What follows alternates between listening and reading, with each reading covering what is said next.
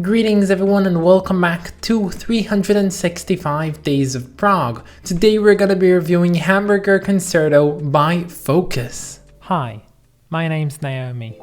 I'm an avid progressive rock fan, but I'm a long ways from knowing all the prog albums out there. But this year, I'm gonna give it a try. This is 365 Days of Prog. Concerto. I'm having real problems saying that word, I don't know why. But anyway, here are some of my favorite bits from this album.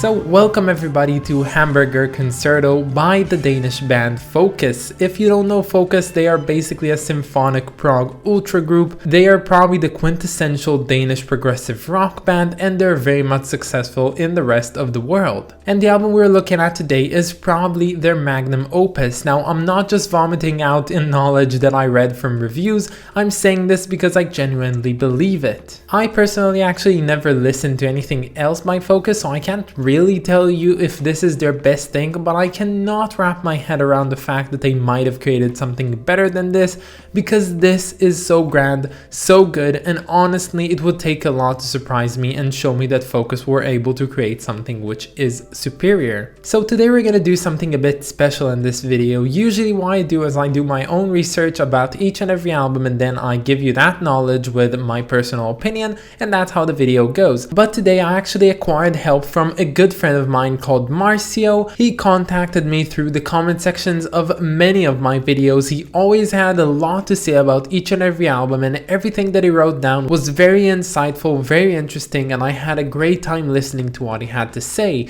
So my idea was that I would contact Marcio himself and he could provide me with great knowledge about this album today, and then I'll tell this all to you. So all the informative things that I'm gonna tell you in this album are of course courtesy of Marcio, so thank you so much. And anyone else watching this video, you should totally thank Marcio down in the comments. His username is MarkCrime, so if you see him writing anything down here, just like his comment and tell him thank you, because this video would not have been the same without his contributions. So Hamburger Concerto was released in April of 1974, almost 2 years after their latest release, an album called 3. Now, why did they wait this long? Like, usually in that time a band would usually at least release an album once or twice a year, but those guys actually waited almost 2 whole years. Well, you see, it actually all comes down to arguments in the recording sessions. So during 1973, the album, with their ego-driven personalities, got into a lot of arguments about how the music should be, thus resulting in the drummer Pierre van der Linden leaving the band entirely. The recordings in that session were shelved and only later released when the band was basically disbanding, and in 1973 instead they released a live album. But when the dust settled and the band got back to making music, they actually hired a drummer called Colin Allen, who's a British drummer more familiar with rock. And unlike Pierre, who was more of a jazzier drum player, Alan gave the band and this album in particular a more rockier vibe that is really felt on here. And my own personal take on the drumming on this album is that it really sticks, it goes really well, and I really like the way that he drums, and I would approve of his playing. And overall, as I understand this album actually marked a shift of the band going from a more jazzy and classical sound towards a very rocky sound. Tracks like Birth, Hamburger, Concerto, and my personal favorite Harem Scarum are all tracks which you wouldn't necessarily find on the previous albums by Focus,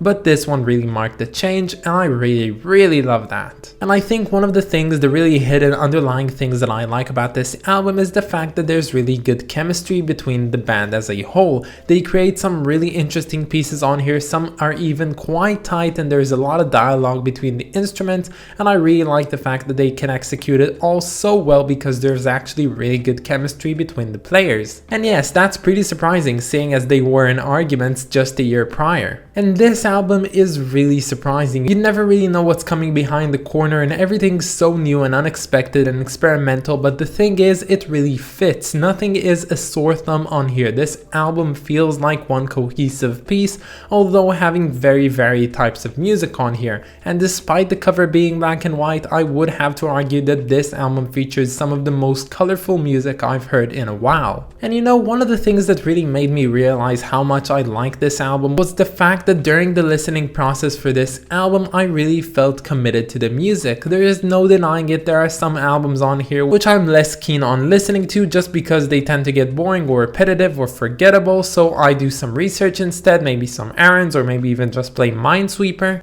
But this specific album just had me so engrossed with it, and I really like that, and I don't get to hear a lot of albums like these which really make me want to just sit down, close my eyes, and enjoy the music. So to whoever recommended this album to me, I am so grateful for it. Like, honestly, this album is fantastic. I am so happy I got it in my recommendations because this would have been a giant miss if I weren't to listen to it on the list. And I'm talking this album quite a lot, and I'm basically calling it perfect at each and every turn, but it's not really the case, and this is probably my personal hot take, but I don't think that the title track, The Suit of Hamburger Concerto, is as good as I was led to believe. Despite it being better than most things that I listen to on this list, I still believe this one to really have some weaker parts, some parts which are more forgettable, some parts which weren't really as enticing and engaging as most of this album was until that point. And although it does reach some really high peaks, which I really like, and you could have seen it in my favorite bit segment, I still think that this is a 20+ minute long piece